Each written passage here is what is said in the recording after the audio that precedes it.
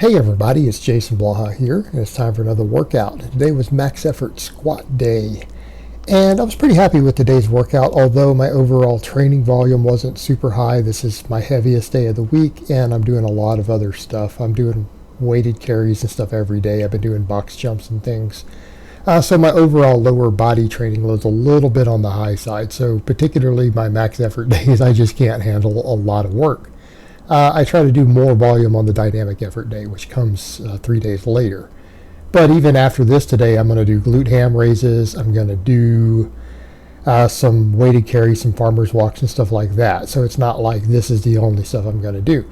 But, I'm enjoying doing the extra stuff. I feel like it's going to make me more well-rounded because, as I've said before, my goal is to not just be a power lifter. My goal is to be a strength athlete who just happens to focus on the squat, bench, and deadlift, right?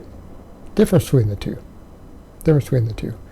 But I was happy with this because I'm using 57 pounds of chains, and I apologize. I had thrown up a status earlier, and I took it down. I thought I had 66 pounds of chains, but I didn't realize it first till I jumped under there that I had scheduled to do 57, and that's what I had loaded on there, and I kind of went to my head after I did a heavy squat because you kind of get spacey.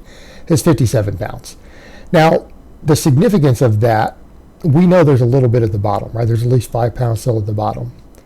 Well, I hit my last time I did a raw box squat and tested my max as we've been building up. It was 440, right? I have 440 on the bar plus the chains.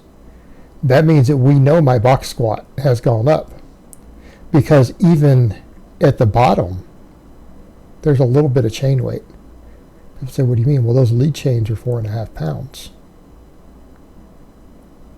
They're still chained, it's not touching the bottom. So I have more than the bar weight at the bottom. Well, the bar weight is my last time I tested my max on this lift. Is there. That's the exact same weight. So strength has gone up, right? That's a good thing. Strength is up. So I have a feeling each time I test this, I'm just going to reduce chain weight and build to a max each time. Well, that means we should start getting heavier and heavier, which we're seeing, right? You guys remember when I had the heaviest chains on, I had 405 on the bar. Well, now the bar weight's going up as the chain's going down. That means that raw weight, when we test it again, is going to go up. And that's what I've told people. That's what we're doing. A lot of times using the chains for accommodating resistance, we can train the same concept that people do who want to do progressive range of motion with a heavy weight while still training full range of motion. This is the intelligent way to do it. Same concept, and I think I'll discuss that further. I need to make individual videos on that. I think people will enjoy that. Today, deadlifting, I felt like once I started getting up there, I'm like, I quit at a certain point. I went ahead and did with what I did with chains last time. I went ahead and bumped it a little bit. I went up 20 pounds, and I started ramping up, and I noticed again, I was worried about my hook grip on my thumbs, which I'm doing more grip work. And I also felt a little fatigued after that squat. So as I started doing these, I realized I would probably bury my recovery if I went too all out. So I think at a certain point when I got to around 90 pounds of chains added to this, I'm just like, okay, that's it, I'm done. That's enough. Because we're not trying to pull to a max right now. I'm just trying to get a nice heavy deadlift that's at least 90%. And I felt like this total weight at the lockout, this is at least 90%. This is at least 90%.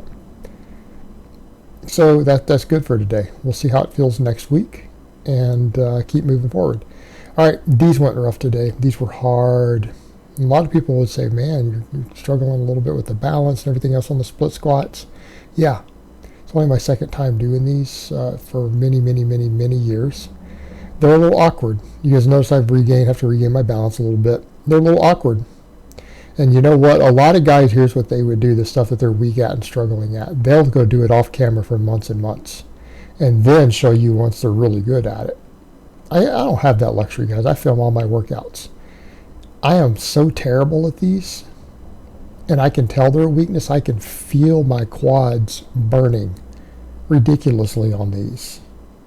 And I don't have a good sense of balance, so I need to work on that. This will help me again with balance, right? It'll help me.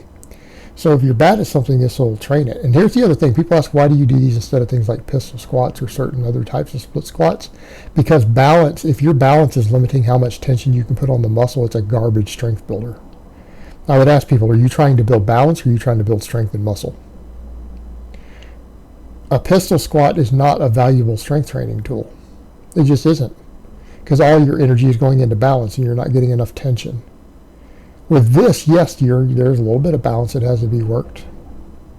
It does require you to build that balance a little bit. But it's at least allowing so much direct tension that it's putting the tension that we want on there. And am I weak at these? Yes. Do I suck at these? Yes, absolutely. And you guys are going to watch my journey with it. And that's the thing. If you're trying to become a well-rounded strength athlete and something as basic like this as a split squat, even though you might have a decent squat and everything else is a weakness for you, that means that you've got a major weak link and you better fix it. And that's what I'm doing. Yes, you're with me on this journey, and this is me showing you guys that I really suck at this exercise. Well, if you suck at something, what do? You get better at it. Because you guys are watching me do it, I'm accountable. You guys are watching me do it as I go. And that's all we can do is get good at the things that we're weak at. And what do I know? I know that if my quads individually, both of them get stronger, it's going to carry over to a better squat. And this particular lift, the way I'm doing it, puts the quad right into that position that I want it in. It forces me to load each individual side, forces me to build the strength in it at a weak link and get better, right? Forces me to. And this is the only way to get better. I think somebody asked me, why are you wearing a belt for this? Same reason we wear a belt for everything else. Maximum force exertion. Any exercise in which it's going to have a very large amount of muscles involved and you need core bracing, wearing a belt can help you brace your core. It can help you get better neuromuscular efficiency, help you recruit more muscle fibers.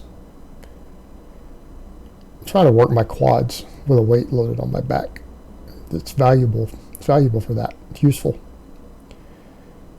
And I'm not worried about any of these concerns of, well, is it limiting your core strength? No, because this also reduces axial loading to wear a belt for some of this stuff. I do core work every week. I train my abs and my spinal erectors separately. I do 10 sets of weighted sit-ups and stuff, and standing crunches with bands and everything else. I do up to 10 sets of direct ab work every week. I train them hard.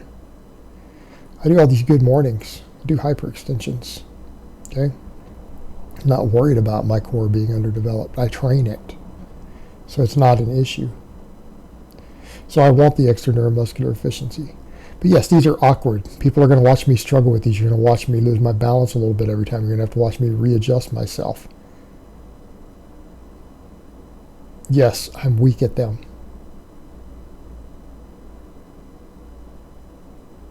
But I'm going to fix that weakness. We got to get better. And again, some stuff feels a little harder sometimes, as I am also adjusting to the new conditioning work because I'm doing weighted carries and stuff every day. But that's going to improve everything and get me into better shape. Right? It'll get me into better shape. And I know this isn't the most flattering angle. So my deadlifts can be a flattering angle. Some stuff might be a flattering angle. This is not a flattering angle from behind. Shorts with my belt clamped on tight. But it's okay. Yes, I have a little body fat. Slowly been bringing it down. Over time, it'll keep coming down. On the journey. See, that's the thing, guys. My training vlogs are about my journey. They're not about displaying how awesome I am or any of that stuff. That's not what it's about. This is showing my journey. It's documenting all my training, documenting my progress, what I'm doing, where I'm going with it. Right? I'm probably the only person on YouTube who does that. It all goes up. Good mornings. I was so fatigued after those. I'm not going to lie. Those were so hard. That was hard. That was harder than deadlifting. Those were really difficult. They were really hard for me. I didn't have anything left. My quads were on fire. I was fatigued, especially after hitting the heavy squat. I only did 2 sets of these good mornings. Now, I'll do more volume on my dynamic day. Because my dynamic day, I put more posterior chain work in.